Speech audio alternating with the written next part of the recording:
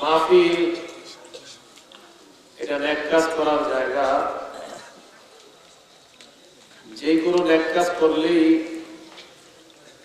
জীবনের অনেক ফায়দা হয়। আখিরাতের ফায়দা তো আছেই, দুনিয়ারও ফায়দা হয়। আব্দুল্লাহ ইবনে আব্বাস রাদিয়াল্লাহু তাআলা আনহু বলেন, ইন্না লিল হাসানাতি দিয়াআন ফিল ওয়াজহি। যারা ভালো কাজ করে তাদের জিন্দেগিতে 5টা উপকার হয়। যারা ভালো কাজ করে তাদের জীবনে 5টা উপকার হয়। 1 নাম্বার দিয়াআন ফিল ওয়াজহি, চেহারার মধ্যে একটা নূর পয়দা হয়।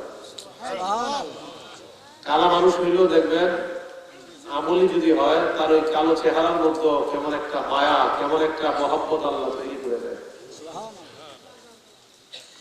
2 নাম্বার ওয়াদুরান ফিল কলবি, অন্তরের মধ্যে আল্লাহ নূর পয়দা করে দেয়। 3 নাম্বার ওয়াসাআতান ফিল রিজকি, তার রিজিকে আল্লাহ ভরপুর বরকত দান করেন। 4 নাম্বার ওয়াকুওয়াতান ফিল বাদান, তাকে আল্লাহ শারীরিক শক্তি দান করেন। 5 নাম্বার মুহাব্বাতান ফি কুলুবিল খালকি, মানুষের অন্তরে তার প্রতি আল্লাহ মহব্বত পয়দা করে দেন। নেক কাজ করলেই 5টা উপকার জীবনে পাওয়া যায়। খারাপ কাজ করলে জিন্দেগিতে 5টা ক্ষতি হয়।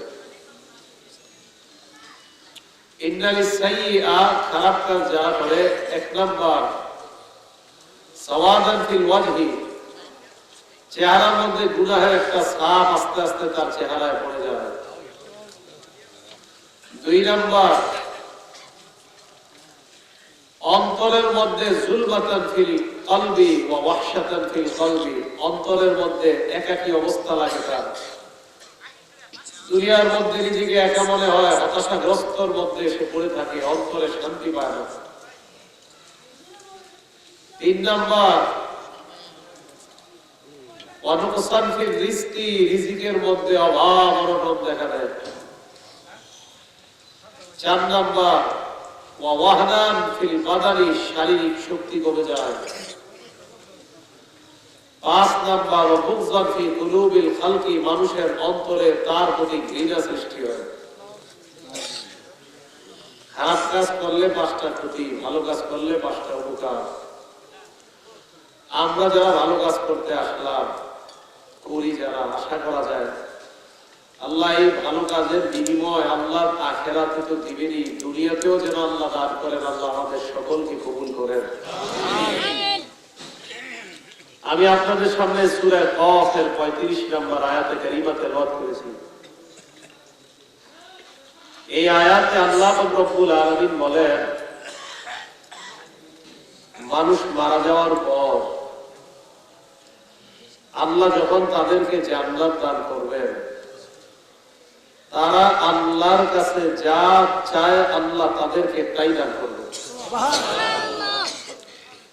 ওয়ালাদাইনা মাজিদ, আল্লাহ বলেন সমস্ত নিয়ামত তাদেরকে দেওয়ার পরেও আমি আল্লাহ আমার কাছে তাদের জন্য অতিরিক্ত পুরস্কারের ব্যবস্থা করে রাখছি। তাহলে জান্নাতীরা সব নিয়ামত পাওয়ার পরেও আল্লাহ তাদেরকে অতিরিক্ত পুরস্কার দান করবেন। এই কথাটা আবার সূরা হামিম আস-সাজদার 31 নম্বর আয়াতে আল্লাহ বলেন, লাকুম ফিহা মা তাশতাহি আনফুসুকুম ওয়া লাকুম ফিহা মা তাদউন। জান্নাতে তোমাদের মন যা চায়, তোমরা যা চাইবা, যা কল্পনা করবা, চাইতে দেরি আল্লাহ বলেন দিতে সামান্য সময় দেরি করা হবে না। নুজুলাম মিন গফুরির রহিম, আল্লাহ বলেন তোমরাই হবা জান্নাতের মেহমান, জান্নাতের মেজবান অন্য কেউ না। আল্লাহ বলেন আমি আল্লাহ জান্নাতের মেজবান হয়ে গেলাম।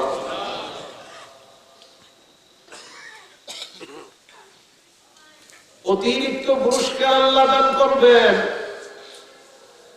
সব নিয়ামত দেওয়ার পরে অতিরিক্ত নিমিষকার অতিরিক্ত নিয়ামত আল্লাহ আমাদেরকে দান করবেন। অতিরিক্ত পুরস্কারটা কি, অতিরিক্ত নিয়ামত কি?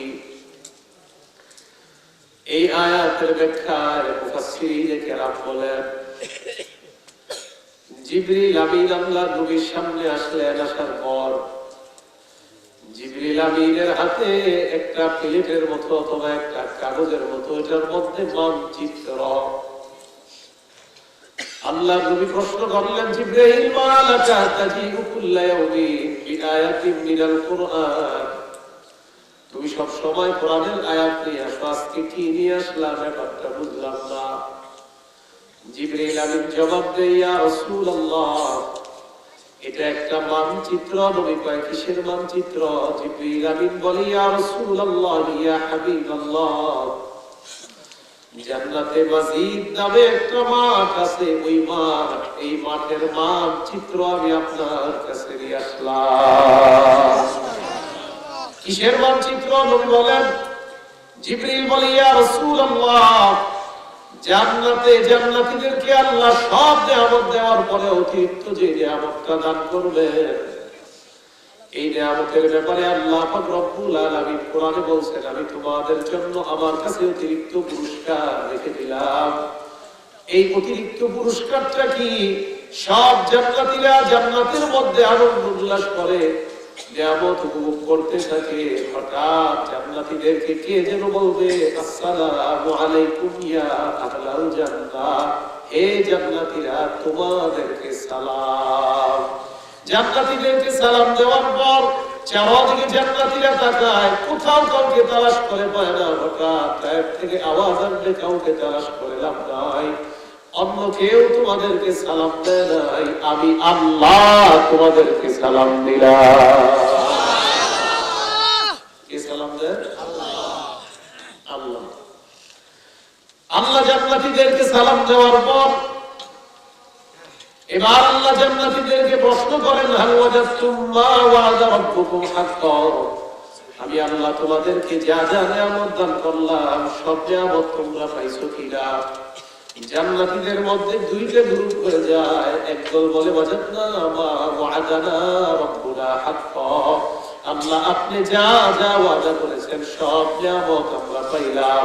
ওরকেলমান দেওয়ার ওয়াদা করেছেন, বিশাল বড় বড় অট্টালিকা দান করবেন, সব নিয়ামত আমরা পাইলাম। আরেক দল বলে, আল্লাহ না না, সব নিয়ামত এখনো আমরা পাই নাই। আল্লাহ রব্বুল আলামিন তাদেরকে বলবেন, একদল বলে পাইছি, তোমরা বলো পাও নাই। ব্যাপারটা কি? ওই লোকগুলা অন্য কেউ নয়, এরাই হবে এই আলেম মাদ্রাসার ছাত্র, যারা মাদ্রাসায় পড়ে যারা আলেম হয়, ওই আলেমরা বলবে, আল্লাহ সব নিয়ামত এখনো পাই না। আল্লাহ বলবে, কেন পাও নাই বলো? আলেমরা বলবে, আল্লাহ আপনার নবী সাহাবাদেরকে নিয়ে পূর্ণিমা চাঁদের রাতে বসা সাহাবাদেরকে বললেন, এই সাহাবাদের দল, আকাশের পূর্ণিমার চাঁদের দিকে তোমরা তাকাও। সাহাবারা পূর্ণিমা চাঁদের দিকে তাকায়, তাকানোর পর নবী বললেন, সাহাবাদের দল, হাল তুযাকুনা ফি রুয়াতিহি, পূর্ণিমা চাঁদ দেখতে তোমাদের কোনো সমস্যা হয় কিনা? সাহাবারা জবাব দিলেন, ইয়া রাসূলুল্লাহ ইয়া হাবিবাল্লাহ, পূর্ণিমা চাঁদ দেখতে আমাদের কোনো সমস্যা হয় না। আল্লাহর নবী বললেন, সাতারাউনা রাব্বাকুম কামা তারাউনা হাযাল কমার ফি লাইলাতিল বদরি লা তুযাকুনা ফি রুয়াতিহি, আকাশের পূর্ণিমার চাঁদ দেখতে যেমন তোমাদের কোনো সমস্যা হয় নাই, জান্নাতের মধ্যে তোমরা সরাসরি আল্লাহকে দেখবা, তোমাদের চোখে কোনো সমস্যা হবে না। আলেমরা বলবে, আল্লাহ আপনার নবী সাহাবাদেরকে বলছে, আপনাকে আমরা দেখব, সব নিয়ামত আমরা পাইলাম, কিন্তু আপনাকে দেখতে পাই নাই, এর মানে কোনো নিয়ামত এখনো আমরা পাই নাই। মাবুদ, সব নিয়ামত আমরা পাইলাম, এই নিয়ামতের চাইতে বড় শ্রেষ্ঠ নিয়ামত হলো আপনাকে দেখা। আল্লাহ আমরা সবাই আপনাকে দেখতে যাই। আল্লাহ রাব্বুল আলামিন তাদেরকে দাওয়াত দিবেন, এ জান্নাতীদের দল, তোমাদেরকে আমি দাওয়াত দিলাম, একটা মাহফিল আমি আল্লাহ করব, ওই মাহফিলের মধ্যে তোমরা আসবা, আমি আল্লাহ নিজে তোমাদের সাথে ওই মাহফিলে সাক্ষাৎ করার ওয়াদা করলাম। মাহফিলটা কোথায়? আল্লাহ রব্বুল আলামিন বলবেন একটা মাঠ, এই মাঠের নাম হলো মাসজিদ নামক মাঠ। সূরা কফের 35 নম্বর আয়াত, যে আয়াতে আল্লাহ বললেন তোমাদেরকে সব নিয়ামত দান করার পর আমি আল্লাহ আমার কাছে অতিরিক্ত পুরস্কার রেখে দিলাম এই মাসজিদ নামক মাঠ।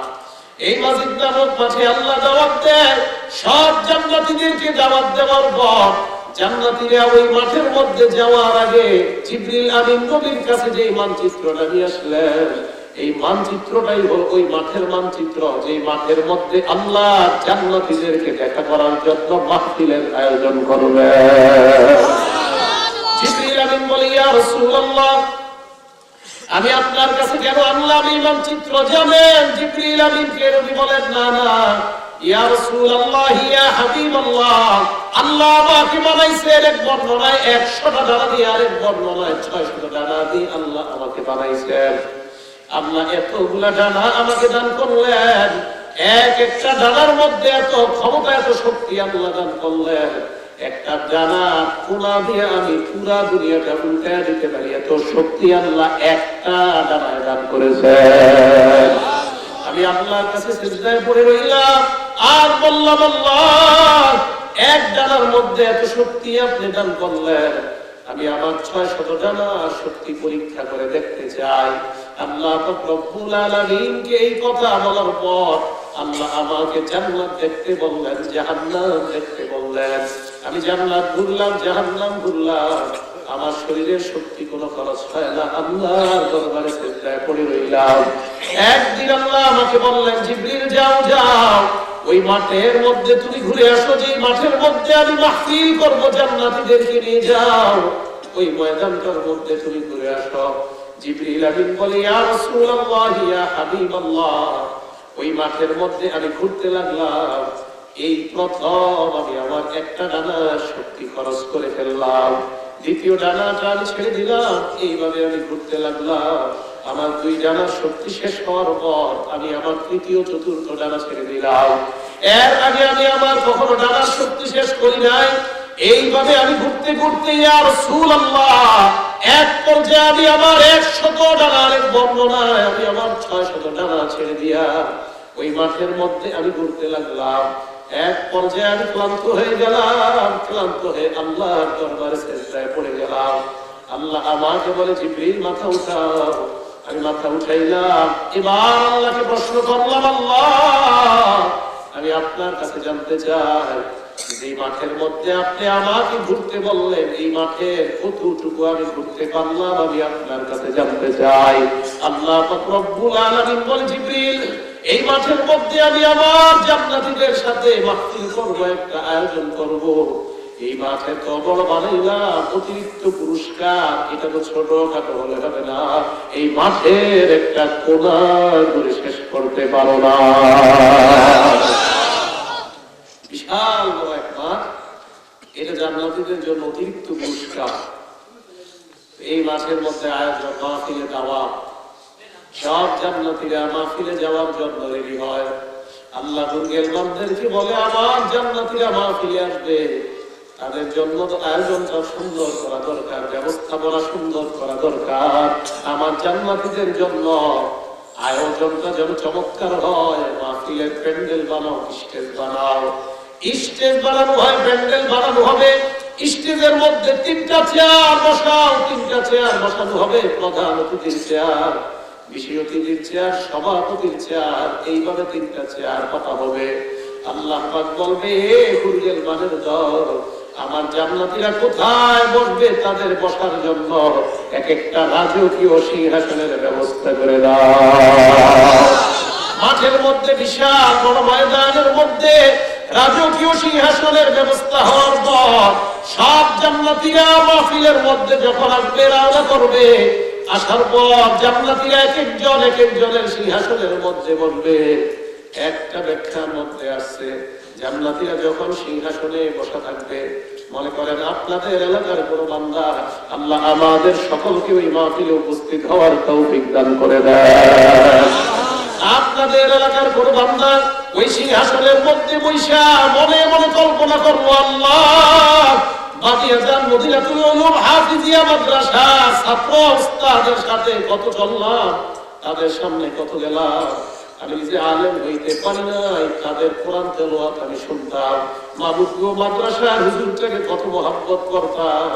আজকে ওই হুজুরকে দেখতে মন চায়, তার পিছনে কত ফজরের নামাজ আদায় করলাম, কোরআন তেলাওয়াত মনোমুগ্ধ হয়ে শুনতাম। আল্লাহ, আজকে তার চেহারাটা আবার একটু দেখতে মন চায়। জান্নাতের মধ্যে মন চাইতে দেরি পূরণ করতে দেরি হবে না। ওই বান্দা যেই মাত্র মন চাবে ওই মাদ্রাসার উস্তাদের সাথে সাক্ষাৎ করার প্রয়োজন।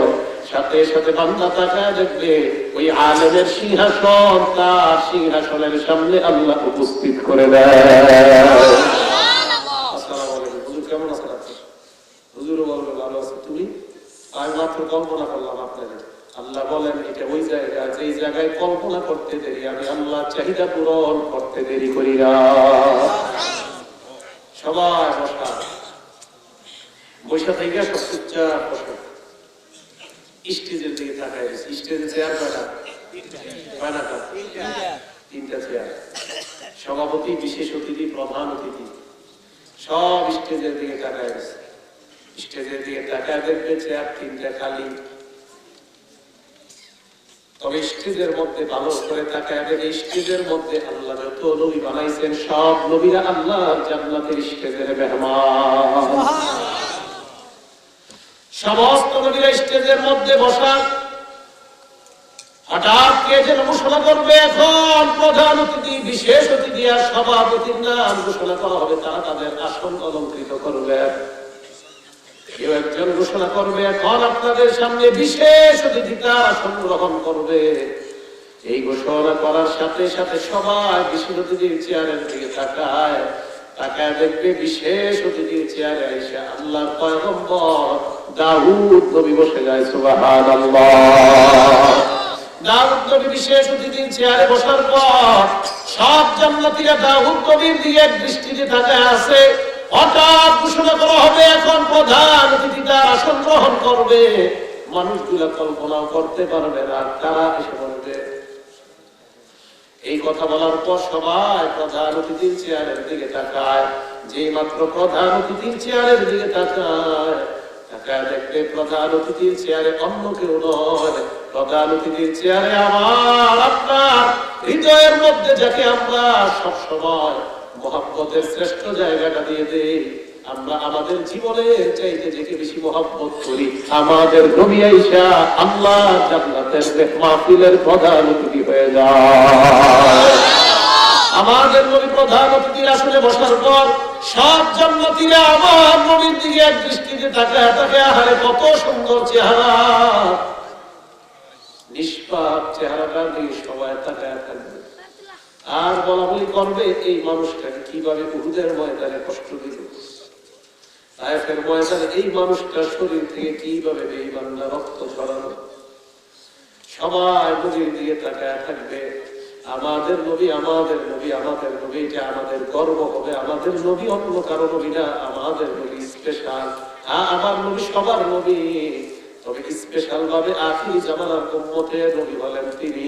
আমাদের নবীর দিকে যখন তাকায় থাকবে, হঠাৎ ঘোষণা করা হবে, এখন সভাপতি তার আসন গ্রহণ করবে। সভাপতি তার আসন গ্রহণ করার সময় সমস্ত জান্নাতীরা কল্পনাও করতে পারবে না। সবাই সভাপতির আসনের দিকে তাকায়, তাকায় দেখবে সভাপতির আসনে আয়েশা কোন মানুষ বসে না, কোন নবী ওলি না।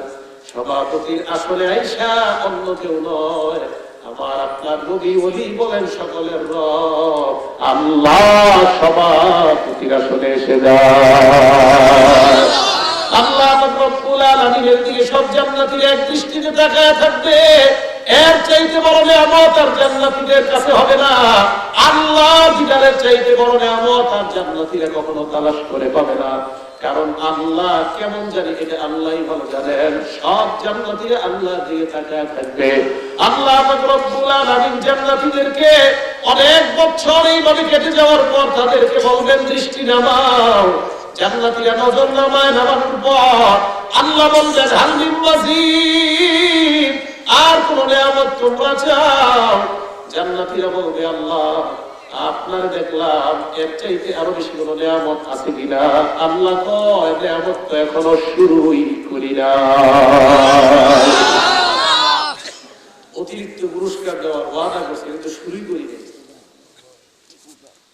সব জান্নাতি আল্লাহ দিকে তাকায় আছে।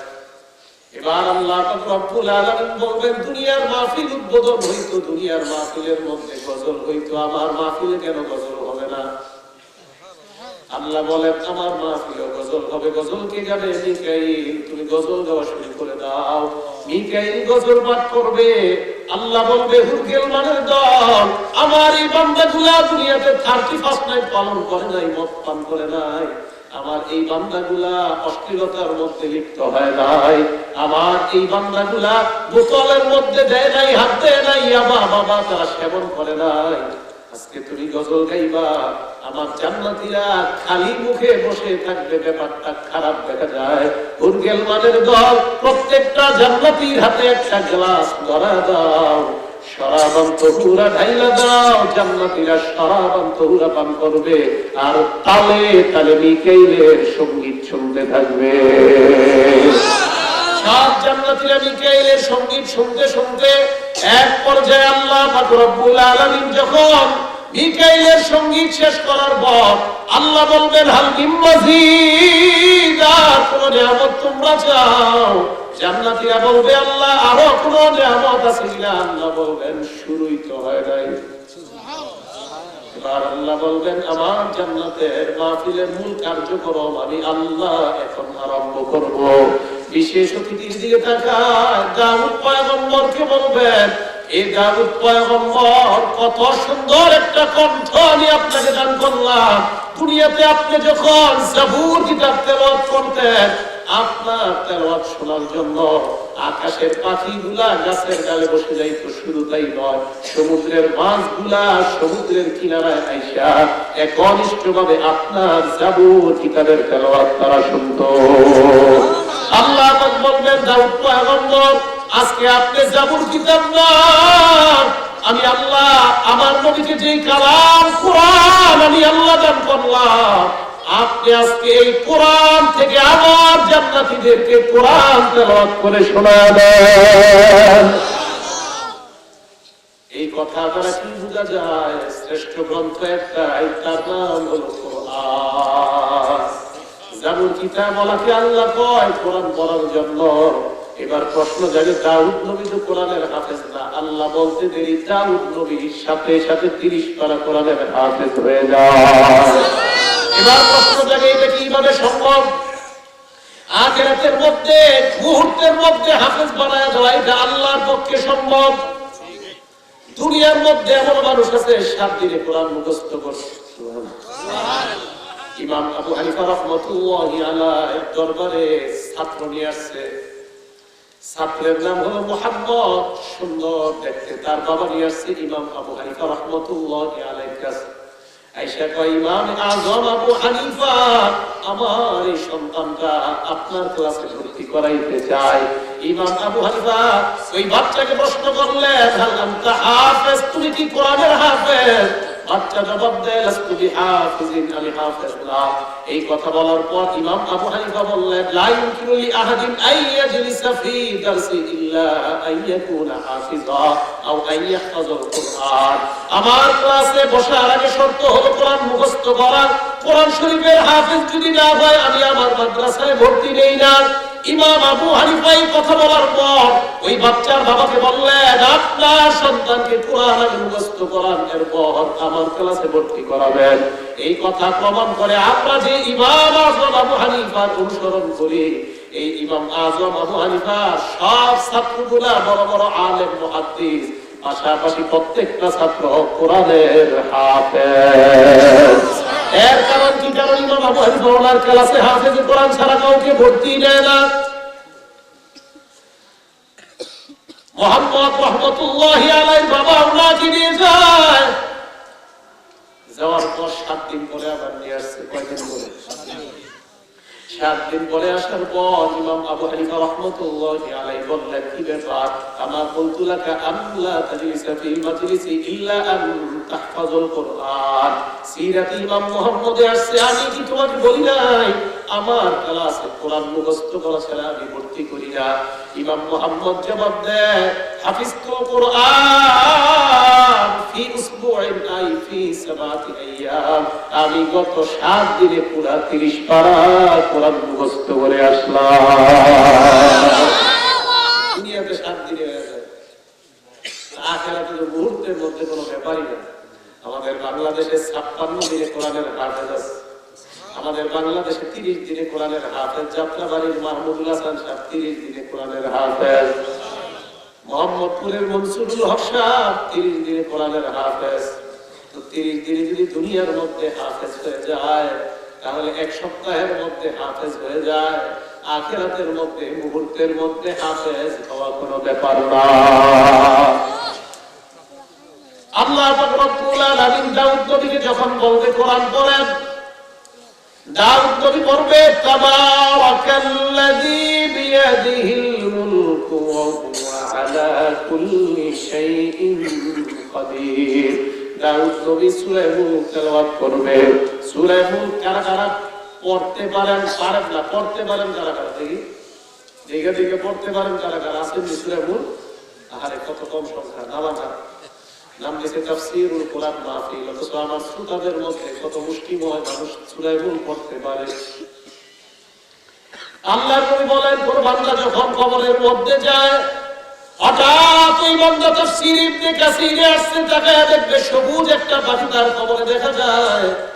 একাকিত্ব বোধ করার পর কবরের মধ্যে যখন সবুজ পাখি দেখা যায়, ওই বান্দা সবুজ পাখির দিকে তাকায়, ওই পাখির জবান আমার আল্লাহ চালু করে দেয়। পাখি ডাক দিয়ে বলবে, আমি অন্য কেউ নয়, আমি হলাম ওই তুমি দুনিয়ার মধ্যে সূরা মুলক তেলাওয়াত করতা, আমি সূরা মুলকের রূপ ধারণ করে তোমার কবরের মধ্যে চলে আসলাম।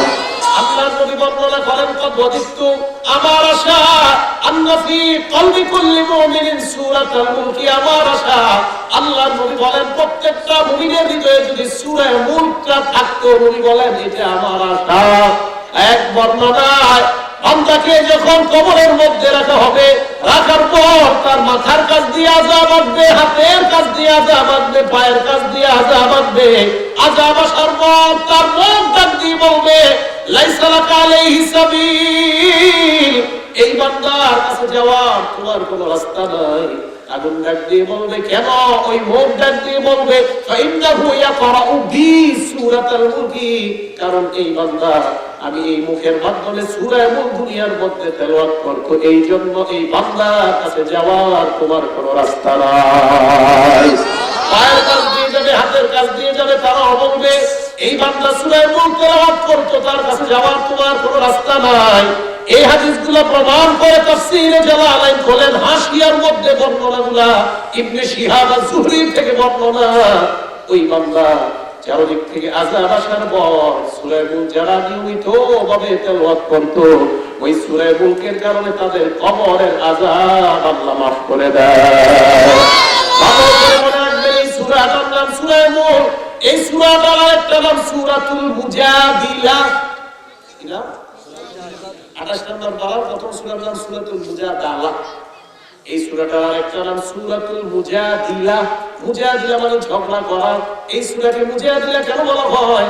এই সূরা আযাবের সাথে ঝগড়া করে ওই বান্দার কবরের আযাব থেকে আল্লাহর কাছ থেকে তার নিরাপত্তা বানিয়ে নেবে। এই সূরার আরেকটা নাম সূরাতুল মানিআ।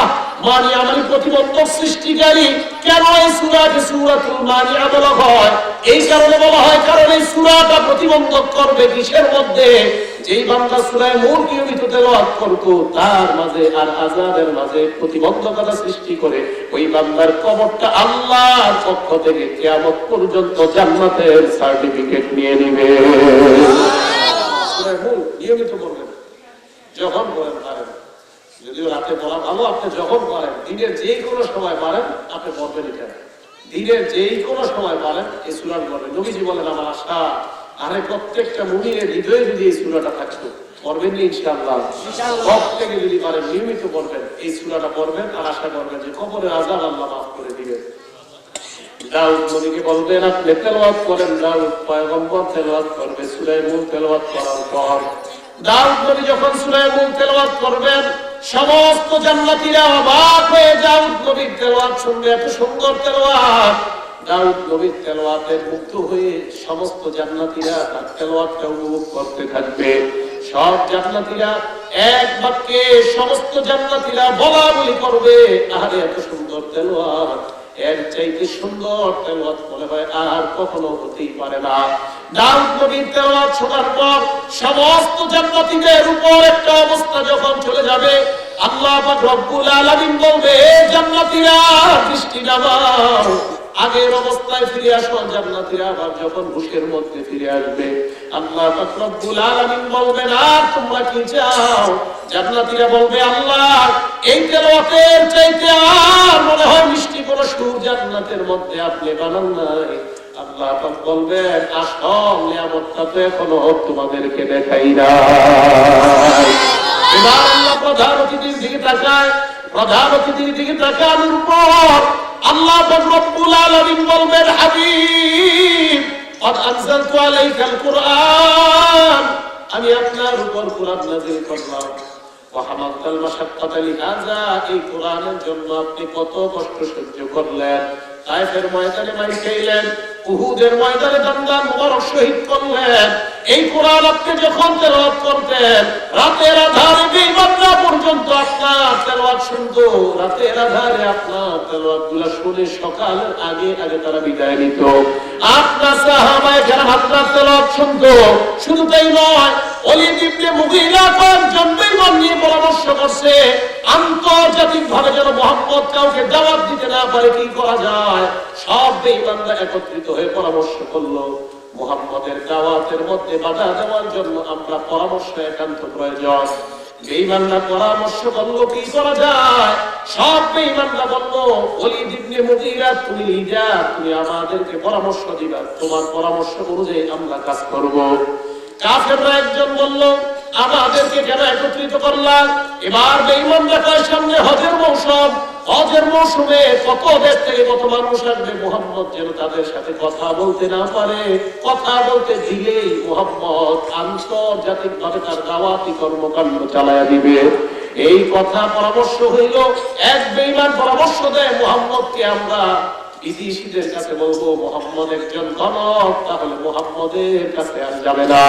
ওলীদ ইবনে মুগীরা জবাব দেয়, আমার দুনিয়ার অনেক গণকদের সাথে পরিচয় আছে, গণকরা কখনো এমন হতে পারে না, মুহাম্মদ কখনো গণক হতে পারে না। চিল্লায়ে বলেন সুবহানাল্লাহ। আরেক বেঈমান কয়, তাহলে মুহাম্মদকে আমরা বলবো পাগল। নাউজুবিল্লাহ। কি বলবো? নাউজুবিল্লাহ। পাগল বলবে। কি বলবে বলেন তো? নাউজুবিল্লাহ। সবাই বলেন কি বলবে? বলছে পাগল। পাগল বলবে, বলছে পাগল। খুব ভালো করে শুনবেন, আমাদের নবীকে পাগল বলবে। ওলীদ ইবনে মুগীরা বললেন, অসম্ভব, দুনিয়ার কত মানুষকে আমি দেখছি, কত পাগলকে দেখছি, পাগলের কথা মুহাম্মদের মতো হতেই পারে না। মুহাম্মদের মধ্যে পাগলামির সামান্য সিটা ফোঁটা নাই। আমাদের নবীকেও তারা পাগল বলল। আল্লাহ কোরআনে বলেন, ওয়ামা সাহিবুকুম বিমাজনুন, তোমাদের সাথে মুহাম্মদ পাগল না। শুধু তাই নয়, ফিরআউনের কাছে মুসা নবী যখন দাওয়াত দিতে আসলেন, দাওয়াত দেওয়ার পর মুসা আলাইহিস সালাতু ওয়াস সালাম যখন দাওয়াত দিলেন, দাওয়াত দেওয়ার পর ফিরআউন এবং তার অনুসারী যারা, তারা বলাবলি করতে লাগলো, মুসা তোমাদের সামনে যা বলে এইগুলা পাগলামি ছাড়া অন্য কিছু না।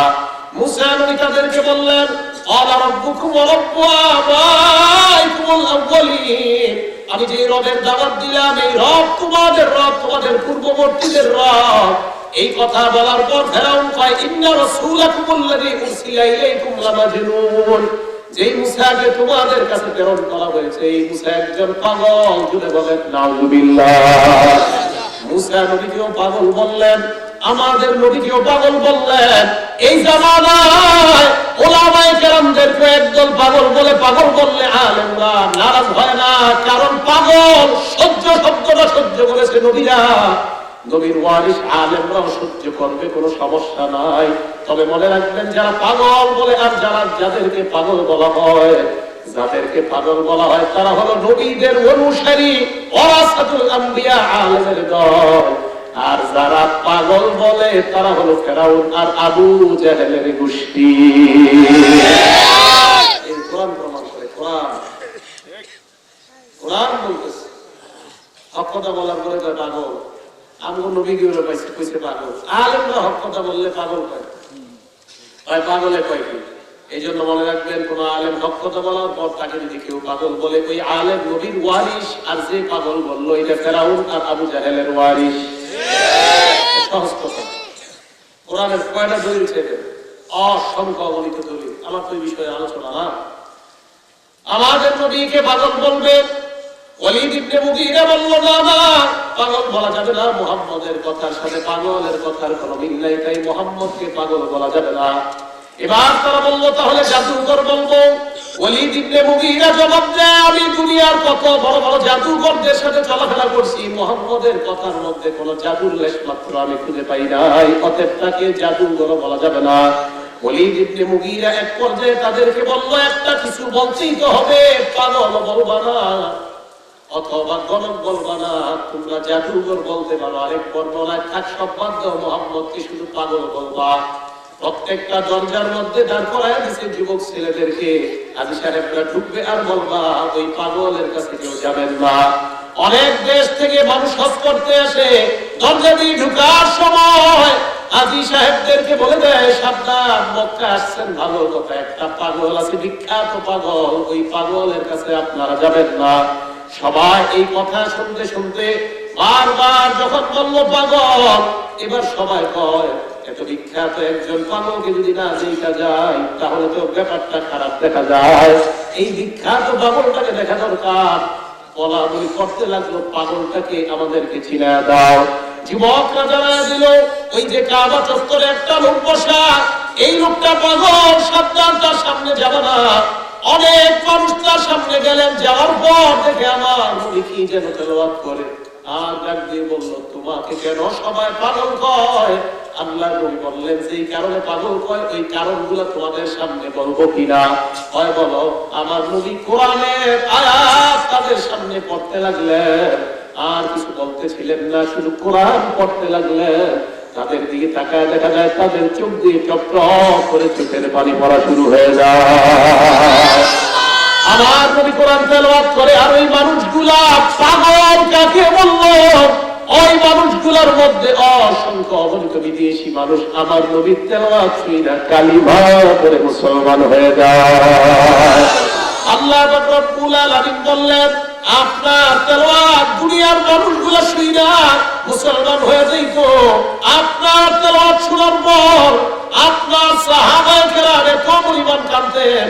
আপনার সাহাবাদের তেলাওয়াত বড় সুন্দর, হাবিব আপনার তেলাওয়াত আমার অনেক বান্দা, যেই বান্দারা আপনার উম্মত, তারা আপনার তেলাওয়াত শুনতে পায় নাই।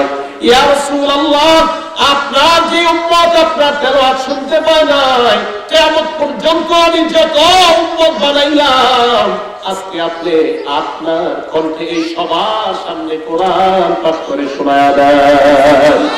আল্লাহর নবী তেলাওয়াত করবেন, ইয়াসিন ওয়াল কুরআনিল হাকীম ইন্নাকা লামিনাল মুরসালিন আলা সিরাতিন মুস্তাকিম।